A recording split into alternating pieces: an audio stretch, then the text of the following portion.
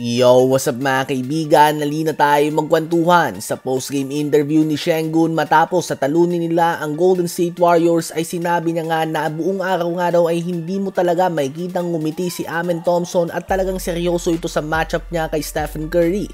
At mukhang naging matagumpay nga siya dito dahil nagkaroon nga si Curry ng one of the worst games niya if not the worst game niya ngayong season. Nagtala ito ng 3 points and 4 turnovers on 1 of 10 shooting sa field at literal nga na na-shutdown si Curry mga kaibigan na may average na 41 points sa kanyang last 3 games bago mag-umpisa ang game na ito. Hindi lang naman si Amen Thompson ang tumao kay Curry, subalit obvious naman na siya nga ang defensive ace nila at siya ang primary defender ni Curry sa kanilang tapatan. Si Amen Thompson nga ay one of the best defenders na sa NBA ngayon sa kanyang second NBA season at inaasahan na mas mag-i-improve lang siya dahil perfect nga ang combination niya ng size, athleticism, hard work at basketball IQ.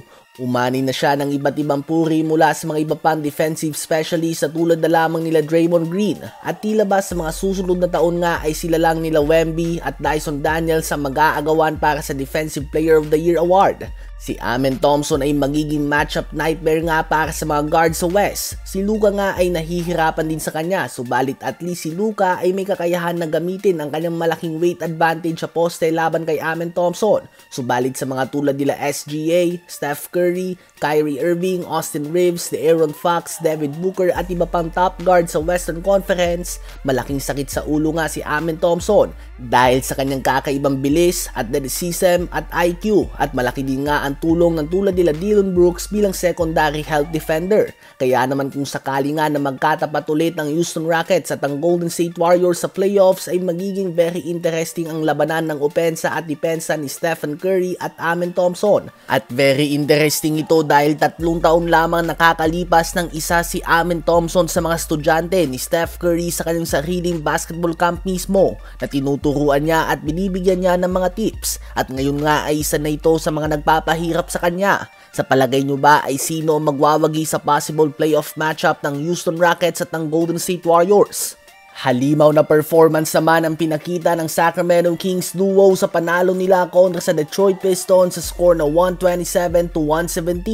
43 points, 4 assists on 8 of 11 shooting sa 3-point line si Zach LaVine. 37 points and 4 rebounds si DeMar DeRozan on 54% shooting sa field.